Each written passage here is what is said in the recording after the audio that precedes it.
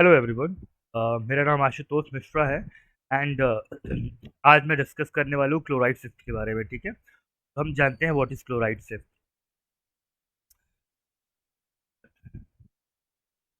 Chloride shift क्या होता है? ठीक है, तो सबसे पहले ये जानें कि ये जो क्लोराइड शिफ्ट है इसका क्लोजली एसोसिएशन किसके साथ है। तो क्लोराइड शिफ्ट का क्लोजली एसोसिएशन है एक एंजाइम के साथ जिसका नाम है कार्बोनिक एनहाइड्रेज एंजाइम। ठीक है, तो इसके बारे में कुछ पॉइंट्स क्या क्या रहेंगे वो हम डिस्कस कर लेते हैं। ठीक है, तो ये जो एंजाइम है कार्बोनिक एनहाइड्रेज, ये सबसे फास्टेस्ट एंजाइम है। कार्बोनिक एनहाइड्रेज सबसे फास्टेस्ट एंजाइम का मतलब क्या है कि इसका जो रेट होता है वो ऑलमोस्ट, इसका जो रेट जाता है वो है आपका 6 lakhs molecules, 6 lakhs molecules in 1 second. तो ये 1 सेकेंड में 6 लाख मॉलिक्यूल प्रोडक्शन करता है। ये इंपॉर्टेंट है इसके रिगार्डिंग कार्बोनिक एनहाइड्रेज को लेकर, राइट ना। दूसरा इंपॉर्टेंट पॉइंट क्या है कार्बोनिक एनहाइड्रेज को लेकर? तो कार्बोनिक एनहाइड्रेज जो एंजाइम है, इसका प्रेजेंस जो है, इसकी लोकेशन जो है वो कहाँ पे है? तो अगर मैं लोकेशन की बात करूं तो it is located in RBC. तो ये आरबीसी के अंदर लोकेटेड है। ठीक है, हाउएवर इसका जो ट्रेस अमाउंट है वो कहाँ पे होता है? इन ट्रेस अमाउंट ये प्लाज्मा में भी प्रेजेंट रहता है। तो trace amount in plasma as well. ठीक है, ट्रेस अमाउंट इन प्लाज्मा, तो प्लाज्मा में भी कुछ अमाउंट इसका प्रेजेंट रहता है। ठीक है, कार्बोनिक एनहाइड्रेज का। ठीक है, अच्छा, ये थर्ड इंपॉर्टेंट पॉइंट है कार्बोनिक एनहाइड्रेज को लेकर कि कार्बोनिक एनहाइड्रेज का फंक्शन क्या है, ये परफॉर्म क्या करता है, राइट। तो ये एक रिएक्शन परफॉर्म करता है जो कि एक डायनामिक रिएक्शन है, जिसमें होता क्या है कि मैं कार्बोनिक एनहाइड्रेज को रिप्रेजेंट करूंगा सी ए से। ठीक है, कार्बोनिक एनहाइड्रेज, तो ये कैसे रिएक्शन प्रोसीड करता है? ये रिएक्शन प्रोसीड करता है कि CO2 जब भी वाटर के साथ मर्ज होता है तो ये बनाता है आपका H2CO3। ठीक है, ये बनाता है आपका H2CO3 कार्बोनिक एसिड। और ये जो H2CO3 जो है, ये further in the presence of same carbonic anhydrase ये क्या बनाएगा? कार्बोनिक एनहाइड्रेज के प्रेजेंस में ये H2CO3 फर्दर कन्वर्ट हो जाएगा HCO3 minus and H plus के फॉर्म। ठीक है, अब इसका इंपॉर्टेंस क्यों है? HCO3 माइनस का इतना इंपॉर्टेंस क्यों है? तो इसका इतना इंपॉर्टेंस इसलिए है बिकॉज मैक्सिमम जो HCO3 है या फिर मैक्सिमम कार्बन डाइऑक्साइड जो है वो इसी फॉर्म में ट्रांसपोर्ट होता है, राइट। इसलिए ये इतना इंपॉर्टेंट है, राइट। ओके, तो हम देखिए अगर CO2 के ट्रांसपोर्ट को, तो CO2 जो है वो 3 फॉर्म में ट्रांसपोर्ट होता है। कौन कौन से 3 फॉर्म है जिसमें CO2 ट्रांसपोर्ट होता है? तो देखिए, सबसे पहला फॉर्म जिसमें CO2 ट्रांसपोर्ट होता है वो है आपका बाइकार्बोनेट फॉर्म। ठीक है, बाई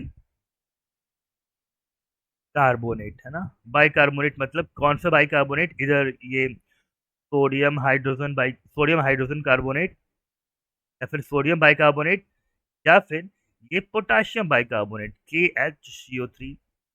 इन दोनों कार्बोनेट के फॉर्म में ये हमारे ब्लड में मेनली ये ट्रांसपोर्ट होता है। ठीक है ना। ओके, CO2 दूसरा फॉर्म कौन सा है? अच्छा, ये कितने परसेंट? ऑलमोस्ट तो 75 और 70% मेनली, ये 70% इस फॉर्म में ट्रांसपोर्ट होता है बाइकार्बोनेट के फॉर्म में। ठीक है, और ये किसके थ्रू जाता है? ये प्लाज्मा के थ्रू ट्रांसपोर्ट होता है। ठीक है, in the form of plasma.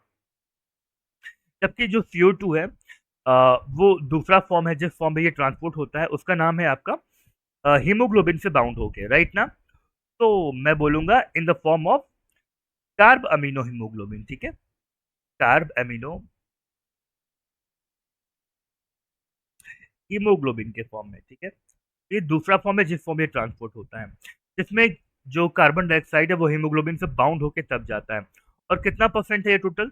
तो मैं बोल के चलूंगा ऑलमोस्ट 20 to 25% जो होता है वो इसी फॉर्म में ट्रेवल करता है। ठीक है, हमारे ब्लड में। ठीक है, तो ये तो एक्चुअली में हीमोग्लोबिन से मतलब आरबीसी से बाउंड होके जाता है। ठीक है, ओके। एंड एक तीसरा कंपोनेंट भी है हमारा। तीसरा कंपोनेंट कौन सा है? तो तीसरा कंपोनेंट है आपका प्लाज्मा से डिसॉल्व होके, है ना। तो इन थ्रू प्लाज्मा में डिसॉल्व होके कितना जाता है? तो ऑलमोस्ट 5 to 7%, मैं 7% अप्रोक्स लेके चलता हूँ। 7% जो होगा वो प्लाज्मा में डिसॉल्व होके जाएगा। ठीक है, और 70% जो होगा वो प्लाज्मा में बाइकार्बोनेट या फिर हाइड्रोजन का, सॉरी, इस फॉर्म में वो ट्रांसपोर्ट होगा, राइट ना। ओके, अब देखते हैं कि एक्चुअल में क्लोराइड शिफ्ट होता क्या है। ठीक, तो सबसे पहले हम यहाँ पे ड्रॉ करेंगे हम अपने आरबीसी को, ताकि ये पता लगा पाए कि हमारी आरबीसी दिखती कैसी है। ठीक, ओके, तो ये रहा हमारा आरबीसी। ठीक है, आरबीसी हमारा जो है वो सर्कुलर है। ठीक है, तो मैं अपने आरबीसी को दिखाता हूँ। ये हमारा आरबीसी है, मैं आरबीसी को ऐसे ही ड्रॉ करूंगा एंड यहाँ पे मैंने अंदर लिख दिया इट्स आरबीसी। ठीक है ना, इट्स आरबीसी, ये है आपका आरबीसी है। ये पूरा का पूरा यूनिट आपका आरबीसी है, राइट। और क्योंकि आरबीसी हमारा किस शेप का है, आरबीसी जो है हमारा वो बाई कॉन्केव एंड डिस्क्वाइडल शेप में है, तो मैंने यहाँ पे बाई कॉन्केव डिस्क्वाइडल शेप दिखाना चाहा, बट क्लियर ऐसे ही दिखेगा, राइट। Okay fine. इसके बाद हम लोग चलते हैं, ये हम किसकी बात कर रहे हैं, ये हमारा पूरा पूरा आरबीसी है। और ये आरबीसी जो है वो हमारे ब्लड वेसल में ट्रांसपोर्ट हो रहा है। ठीक है, it is inside the blood vessel. तो ये हमारा पूरा का पूरा एक ब्लड वेसल है। अल्दो एक ब्लड वेसल में मल्टीपल आरबीसीज होते हैं, बट यहाँ पे मैं एक सिंगल आरबीसी के थ्रू कॉन्सेप्ट दिखा रहा हूँ कि एक्चुअल में क्या होता है। ठीक है, ओके, तो यहाँ पे जाहिर सी बात है, यहाँ पे ब्लड मूव कर रहा होगा, मतलब ये पूरा का पूरा कंपोनेंट किसका होगा, ब्लड। तो अगर मैं ब्लड की बात करूँ तो ब्लड में क्या क्या है, तो ब्लड में तो दो कंपोनेंट है, एक तो है प्लाज्मा, दूसरा है फॉर्म्ड एलिमेंट्स। तो यहाँ पे मैं प्लाज्मा ड्रॉ कर रहा हूँ। प्लाज्मा कैसा लिक्विड है, प्लाज्मा एक कलरलेस फ्लूइड है, मतलब पेल येलो कलर का। तो मैं क्या करूँ, थोड़ा सा पेल येलो कलर यहाँ पे मैं अरेंज कर देता हूँ, ड्रॉ कर देता हूँ, ये डिफाइन करने के लिए कि the RBC is along with the plasma. ठीक है, आरबीसी जो है वो प्लाज्मा के साथ यहाँ पे डिजोल्व है, या फिर नहीं डिजोल्व नहीं है, मतलब प्लाज्मा के साथ यहाँ पे प्रेजेंट है इस ब्लड वेसल में। ठीक, ओके फाइन, ये तो बात क्लियर हो गई। ओके, दूसरी बात हम बात करते हैं कि ये मैंने जो ड्रॉ किया है ये है क्या, तो ये एक्चुअल में ये प्लाज्मा है। ठीक है, मैं यहाँ पे लिख देता हूँ कि दिस इज प्लाज्मा। तो प्लाज्मा प्लस आरबीसी, इन दोनों को मिला के क्या बोलते हैं, इन दोनों को हम लोग ब्लड बोलते हैं। तो क्योंकि ये ब्लड वेसल में तो ब्लड ही मूव करता है, तो इन दोनों को मिला के हम लोग बोलते हैं इट्स ब्लड। ठीक है, ये क्या है बेटा, this is blood vessel, this is blood vessel. ठीक है, ओके फाइन। नाउ अब इस ब्लड वेसल में ये आरबीसी, हमें पता है कि प्लाज्मा के थ्रू 70% जो होता है वो बाइकार्बोनेट या फिर सोडियम हाइड्रोजन या फिर पोटेशियम हाइड्रोजन कार्बोनेट के फॉर्म में CO2 ट्रांसपोर्ट होगा, राइट। अच्छा, लेकिन एक कॉन्सेप्ट मुझे और डील करना है यहाँ पे, वो मैं यहाँ पे आपको दिखाता हूँ, राइट।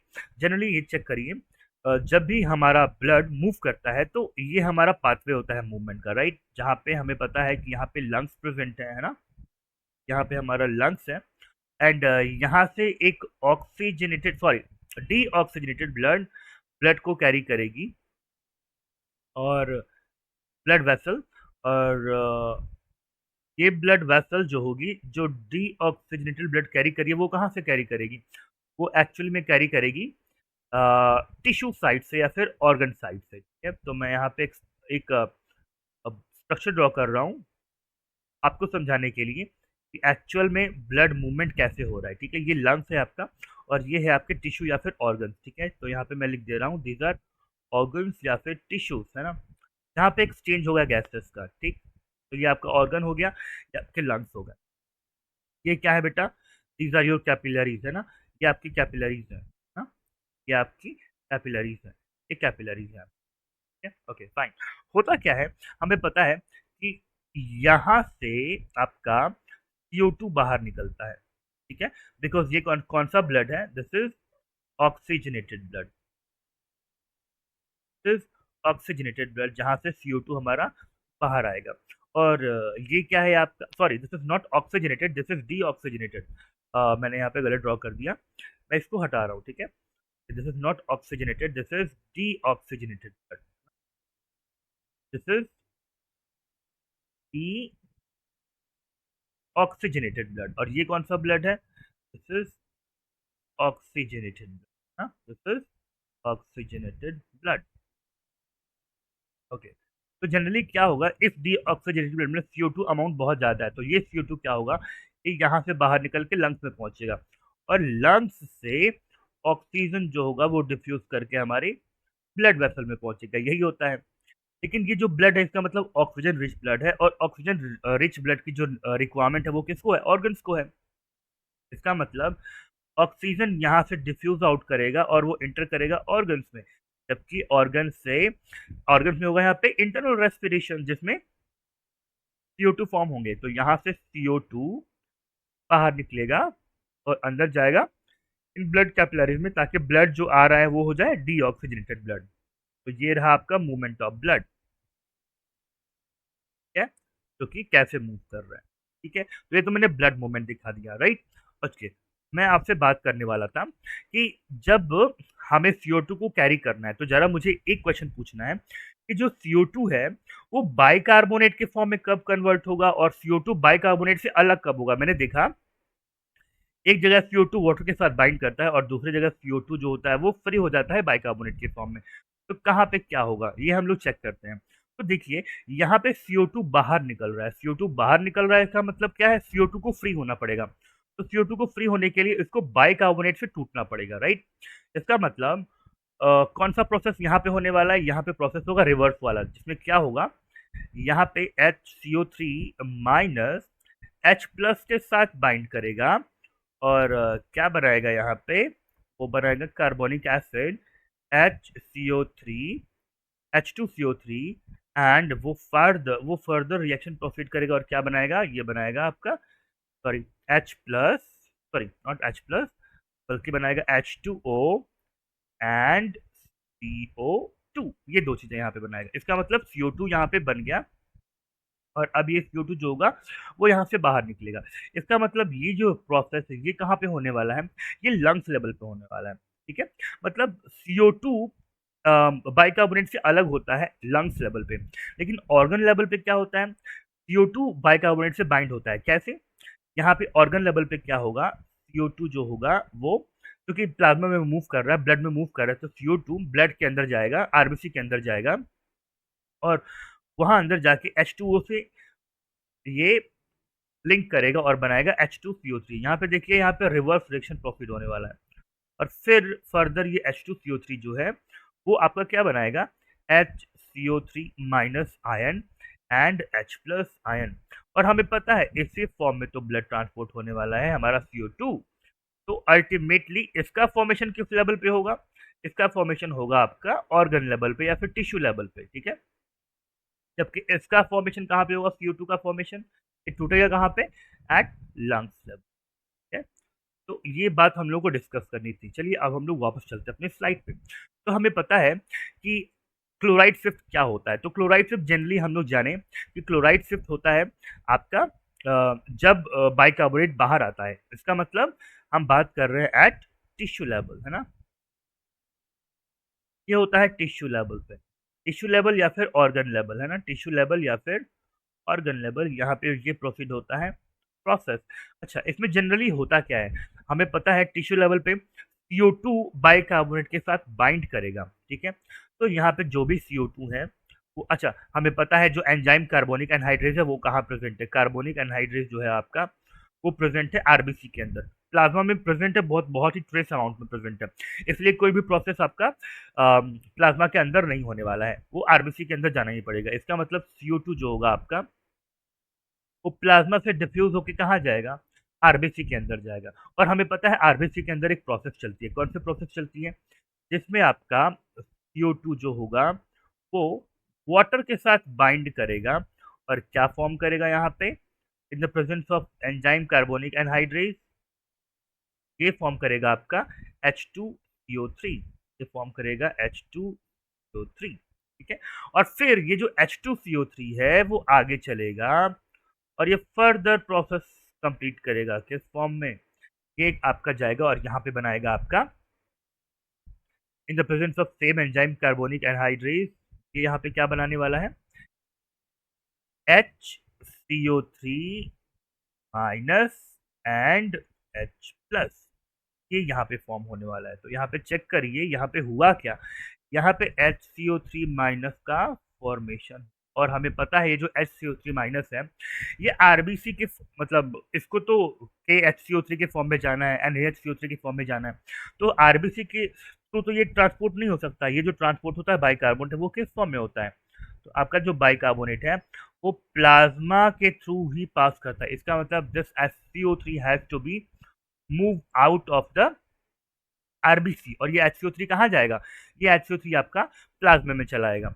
लेकिन जरा ध्यान से सोचिए, अगर HCO3 प्लाज्मा में चला गया तो यहाँ अंदर तो एक वैकेंसी तैयार हो जाएगी नेगेटिव, और वो तो प्योरली नेगेटिव हो जाएगा, मतलब मोर पॉजिटिव हो जाएगा अंदर तो, और बाहर आपका ज़्यादा नेगेटिव हो जाएगा। तो इस न्यूट्रलिटी को मेंटेन करने के लिए हम लोग क्या करते हैं, ब्लड प्लाज्मा में प्रेजेंट क्लोराइड आयन, ठीक है, ब्लड प्लाज्मा में क्या प्रेजेंट है आपका, क्लोराइड आयन, ठीक है ना। तो इस HCO3 के बदले हम लोग क्या करते हैं, हम लोग रिप्लेस करा देते हैं इस HCO3 को हमारे प्लाज्मा में प्रेजेंट क्लोराइड से, ठीक है ना।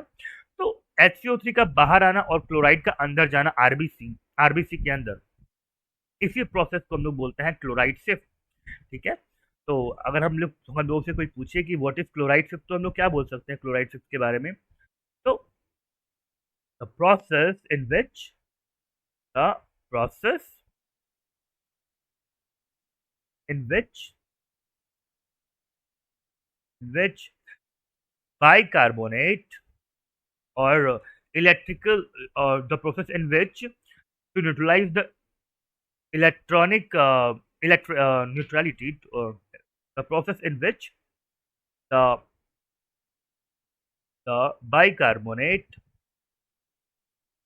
the bicarbonate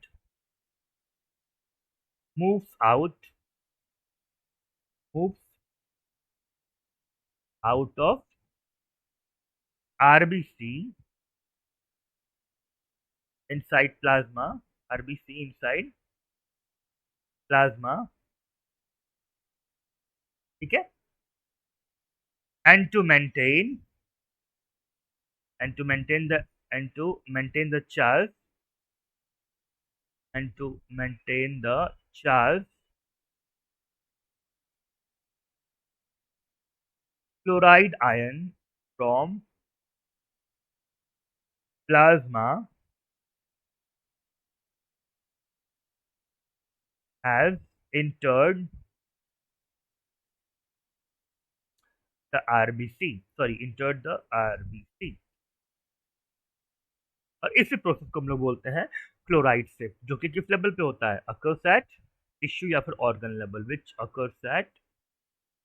which occurs at tissue level. Cool. तो यही है आपका क्लोराइड से। आई होप आपको समझ में आया होगा। तो thank you very much for today.